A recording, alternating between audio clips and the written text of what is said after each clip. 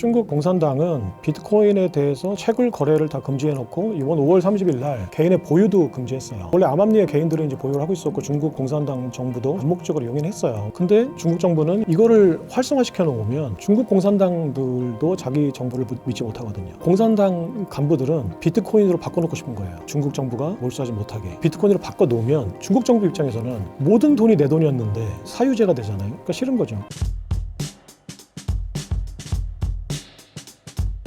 처음 뵙겠습니다. 저는 경제 스토리텔러 김창익이라고 합니다. 최근에는 비트코인의 시대라는 책을 쓰고 비트코인에 대해서 구독자님들과 소통을 하고 있습니다. 트럼프는 중국과의 패권 전쟁에서 비트코인을 어떻게 활용할까요?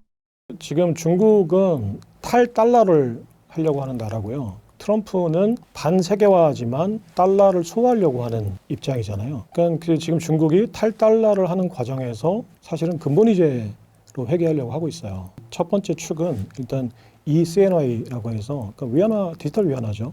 CBDC, 중앙은행 디지털 통화잖아요. 어떻게 보면 세계에서 가장 선도적인 사업을 하고 있는 나라죠. 그러니까 중국이 이렇게 다른 나라들보다 앞서서 CBDC 사업을 하려고 하는 이유는 이미 오프라인 화폐 패권은 미국의 달러로 굳어져 있죠. 구도가. 근데 이 패권을 미국이 어느 순간부터 정치적으로 이용하기 시작했어요. 기초통화라는 거에 가장 중요한 것 중에 하나가 정치적인 중립성이거든요. 모든 사람이 중립적인 화폐로서 이제 사용을 해야 되는데 미국 정부가 이 달러 패권이라는 거를 정치적으로 이용하기 시작했죠. 그게 이제 가장 대표적인 게 반미 국가들을 달러 유통망에서 스위프트라고 하는 그 공급망에서 제외시켜버린 거예요. 러시아를 제외하니까 러시아가 3천억 달러 결제, 그 천연가스 결제 수출 금액을 못 받잖아요. 독일 등등으로부터. 그러니까 3천억 달러라는 자산이, 국가 자산이 공중으로 날아가 버린 거예요. 근데 중국이 가장 대표적인 미국의 적성국인데 그럼 중국도 언젠가는 내가 가지고 있는 달러 표시 자산이나 이런 것들이 이제 휴지 조각이 될 수 있다는 걸 알죠. 그러니까 그러면 재빨리 내가 가지고 있는 달러 표시 자산을 다른 자산으로 바꿔야겠죠. 안전자산으로. 그러니까 이제 미국 국채를 팔고 금으로 바꿔놓는 거고 스위프트망에서 벗어나서 이제 국제 결제를 하기 위해서 달러 결제망에 상응하는 ECNY 결제망, 중국 자체의 어떤 결제망을 만들려고 하는 거예요. 근데 그러면 여기서 이제 그 미국은 중국이 가지고 있는 이 전략들을 무력화시킬 필요가 있잖아요. 그럼 일단 ECNY를 무력화시키는 방법으로 스테이블 코인, 디지털 화폐에서의 어떤 패권을 지키기 위한 스테이블 코인을 활성화시키는 거고, 이번에 이제 지니어스법이 하원을 통과했고 곧 상원 통과를 앞두고 있는데, 지니어스법에 따르면 스테이블 코인 발행량만큼 1대1로 달러나 국채를 보유해야 되니까, 그러면은 달러 패권을 지키면서 디지털 통화 공급망에서도 ECNY를 견제할 수 있는 거죠. 그리고 또 하나는 그 중국은 자체 결제망, 디지털 결제망의 어떤 담보물이 필요하잖아요. 아까 이제 그 스테이블 코인, 그 테더 USDC나 USDT의 담보물은 지금 달러와 이제 국채잖아요. ECNY 담보물은 쉽게 해서 금인 거예요. 왜냐면 누가 중국 정부를 신뢰하고 디지털 위안화를 쓰겠어요. 그럼 사람들한테 이 디지털 CNY는 사실 금으로 보장해 주는 거야. 니네가 이걸 가져오면 금으로 바꿔줄게라는 게 있어야 되거든요. 그래서 금을 자꾸 보호하려고 하는 거예요. 그러면 쉽게 얘기해서 디지털 위안화 결제망을 만들고 그거의 담보물로 금을 보유하는 건데, 그러면 근본이제를 가겠다는 거거든요. 그럼 미국의 입장에서는 근본이제를 무력화시켜야 돼요. 그러면 원래 트럼프도 근본이제로 회귀하려고 했어요. 달러가 자꾸 이제 그 세계화주의자들에 의해서 타락하니까 많이 발행이 돼서 가치가 떨어지니까 트럼프도 계속 일기 때 2016년부터 근본이제로 회귀하자. 그래서 실제로 근본이제 회귀에 대한 보고서까지 이제 작성을 해서 가지고 있어요. 근데 근본이제로 회귀한다는 거는 중국과 또 상충하잖아요. 중국이 금을 미국만큼 가지고 있거든요.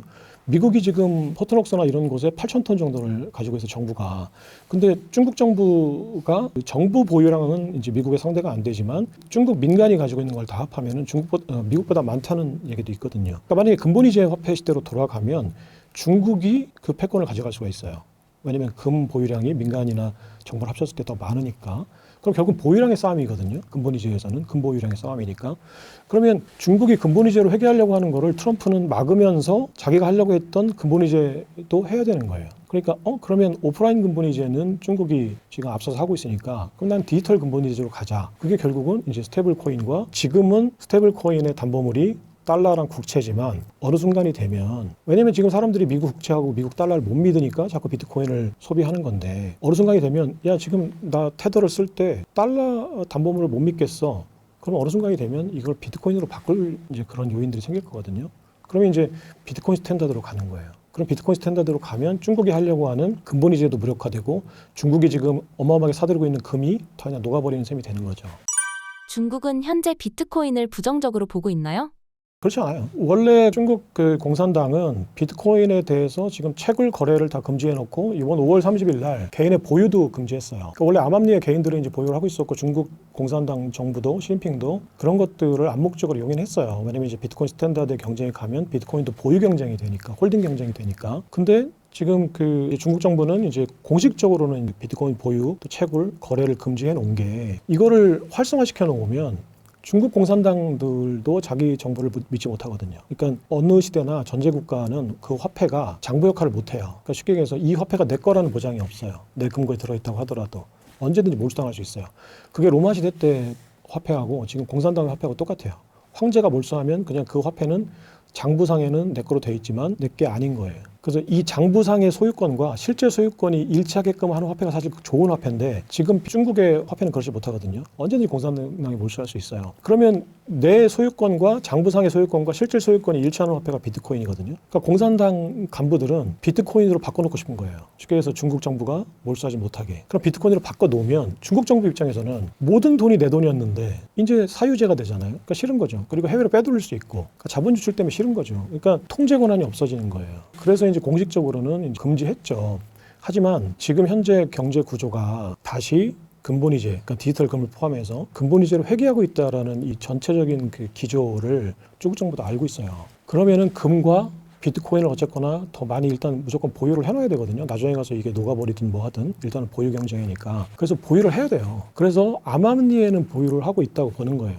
그러니까 지금 현재 그 중국의 채굴업체들이 사실은 중국 공산당이 운영하는 바다라는 얘기도 있고 또 실제로는 민간이 투자해 놓은 거지만 사실 그 뒤에는 공산당이 있다는 얘기도 있고 비공식적이지만 근데 이거는 이제 충분히 추론 가능한 개연성이 있는 추론이죠.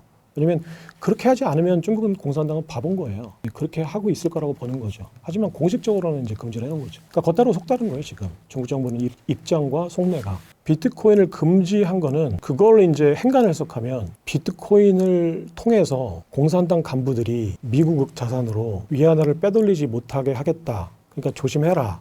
근데 사실은 그렇게만 안 하면 눈 감아줄게 라는 뜻이에요. 그러니까 실제로 많이 보유하고 있을 거예요. 근데 이제 그게 이제 중국 공산당의 어떤 통제권 아래에 있는 것들은 눈 감아주겠죠. 하지만 그렇지 못한 것들은 어차피 내 게 아니니까 철저하게 금지하겠죠. 비트코인은 사기다라고 주장한 트럼프가 우호적으로 변한 핵심적인 이유는 무엇인가요?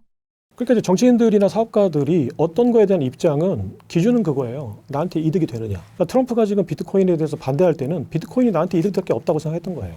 그러니까 자기 개인한테도 이득될 게 없고 근데 남들이 볼 때 그냥 트럼프도 사업가였으니까 주변에 다른 지인들이나 이제 월가 지인들을 만나면 물어봤을 거 아니에요. 비트코인이 뭐야? 그러니까 그때 이제 월가 지인들은 자기네들은 비트코인을 부정했으니까 공식적으로는 뒤로는 BM도 JP모건도 JP모건 코인을 발행했는데 어쨌거나 공식적으로는 달러 패권에 위협이 되니까 반대했잖아요. 그러니까 트럼프도 주변의 전문가들 지인들한테 물어보면 폰지 사기라고 했을 거예요. 그러니까 트럼프도 이거 그냥 사기인가 보다 했죠. 그러니까 특히 또 대통령 때도 그 달러 패권에 위협되는 거야. 왜냐면 탈중앙화니까. 원래 화폐 패권이라는 거, 발행권이라는 거는 정부와 중앙은행이 갖고 있는 건데 이거 발행권이 민간한테 있잖아. 가장 싫은 거예요, 정부는. 통화 정책을 내가 중앙에서 컨트롤할 수 없다는 거는. 그러니까 무조건 싫죠. 그러니까 모든 중앙은행, 모든 정부는 트럼프뿐만이 아니라 트럼프는 지금 이제 돌아섰지만 트럼프를 제외한 거의 모든 정부, 200개국의 정부는 지금도 비트코인 싫죠. 왜냐하면 탈중앙화, 자기의 어떤 권력을 분산시키겠다는 건데 그걸 누가 좋아하겠어요. 그러면 반대로 얘기했을 때 트럼프가 비트코인 싫어, 사기야 라고 얘기했다가 갑자기 나는 비트코인 대통령이 될게, 비트코인 좋은 거야. 왜 그럴까요? 아까 얘기했지만 기준은 나한테 이득이 되느냐잖아요. 간단히 얘기하면 지금 트럼프한테 비트코인이 이득이 되는 거예요. 그러니까 트럼프한테, 지금 트럼프는 미국의 대통령이니까 다시 말하면 트럼프 개인한테도 뭔가 이득이 되는 것 같고 가장 더 큰 틀에서 보면 미국의 무엇과 패권과 비트코인이 일치하는 어떤 접점이 있는 거예요. 이걸 누군가가 얘기를 해준 거예요. 비트코인이 폰지 사기다. 단순한 그냥 디지털 코드가 아니라 달러 패권에 도움이 되는 거야 라는 서사를 구성을 해서 트럼프와 공화당 의회를 설득한 거예요. 그러니까 이게 이제 명시적으로 내가 설득했어 아니면 트럼프는 나는 이런 얘기를 듣고 비트코인을 받아들였어 라고 얘기는 안 하지만 그동안에 쭉 전개됐던 어떤 과정들을 보면 페이팔 마피아라고 할 수 있는 피터 틸, 그러니까 페이팔 창립자이자 지금 이제 팔란티어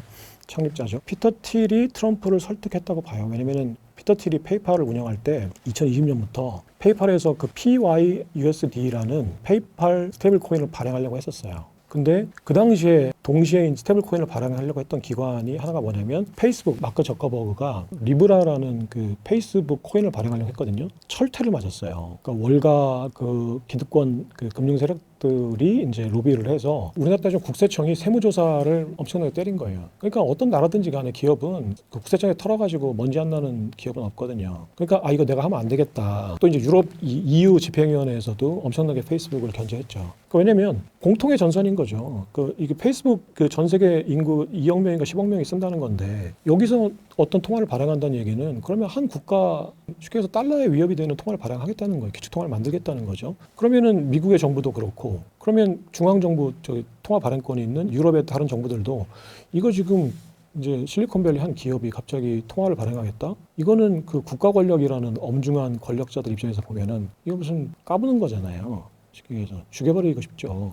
그러니까 이제 리브라를 거의 죽였어요. 그래서 그 마크 저커버그는 통화를 발행하겠다는 거에 트라우마를 가지고 있어요. 내가 화폐를 발행하겠다고 하는 순간 정부가 어떻게든 나를 죽이겠구나라는 생각이 있어요. 근데 페이팔 마피아인 팔란티어 피터 틸도 사실은 똑같은 시기에 아까 얘기했던 스테이블 코인을 발행하려고 했어요. 근데 마크 저커버그보다는 그 팔란티어의 그 피터 틸이 훨씬 더 교활한 경영자예요. 영리한, 좋게 얘기하면 정치적이고. 근데 이제 마크 저커버그는 그냥 실리콘밸리의 그냥 그 하버드 대학교를 나온 그냥 똑똑한 친구였고, 피터 틸은 굉장히 정치적이고 우리나라로 따지면 정무 감각이 있는 경영자인데 얘는 정치인들과 딜을 한 거예요. 그러니까 이때 이제 그 스테이블 코인이 달러를 계속 수요하게 만드는데 스테이블 코인이 굉장히 유력한 조력자 역할을 할 거다라는 서사를 만들어서 의회를 설득했죠. 그래서 그게 받아들여져서 PYUSD 코인이 2023년에 발행이 됐어요. 승인이 됐어요. 근데 이제 물론 이제 페이스북이 하려고 했던 것만큼 엄청난 파급력은 없지만 지금도 발행이 되고 있어요. 근데 이제 테더가 워낙 오래전부터 10년 전부터 시장을 점유하고 있었기 때문에 테더나 서클처럼 그런 영향력은 없지만 그런 영향력을 갖추려고 하는 거죠. 그러니까 이거는 뭐냐면은 4세기 때 로마가 기독교를 국교로 채택하거든요. 근데 이 과정이 똑같아요. 비트코인이 처음 나왔을 때 완전히 폰지 사기라고 했잖아요. 기독교가 처음 나왔을 때 예수가 처음에 포교 활동이라고 해야 되나요? 아무튼 고통받는 민중들을 구원하러 다닐 때 로마 황제가 볼 때는 자기들한테 복종할 민중들이 갑자기 예수라는 사람한테 가서 고개를 숙이니까 이거는 패권의 위협이잖아요. 무조건 밟아놔야죠. 기독교를 밟았죠. 예수를 베드로 사주에서 예수를 십자가에 못 박아서 죽였잖아요. 근데 이게 이제 400년이 지나서는 이런 기독교를 로마 황실이 받아들였어요. 국교로. 왜 그랬을까? 이미 기독교가 로마 황실이 통제할 수 없을 정도로 민중들한테 뿌리를 내린 거예요. 그러니까 고통받는 민중들은 내세가 그러니까 다시 내가 천국에 간다라고 하는, 내가 착한 일하면 천국에 간다라고 하는 이 서사가 힘을 주는 거죠. 나는 지금 여기선 고통받지만 내가 착한 일하고 열심히 살아서 죽으면 하나님을 믿으면 내가 내세 천국 간다라고 하니까 그게 이제 힘이 돼서 구원신앙이 됐던 거죠. 근데 이제 테오도시우스 황제가 갑자기 자기 장수를 밀라노 시민들이 죽였어요. 어떤 그 행사장에서 이제 충돌이 벌어져서.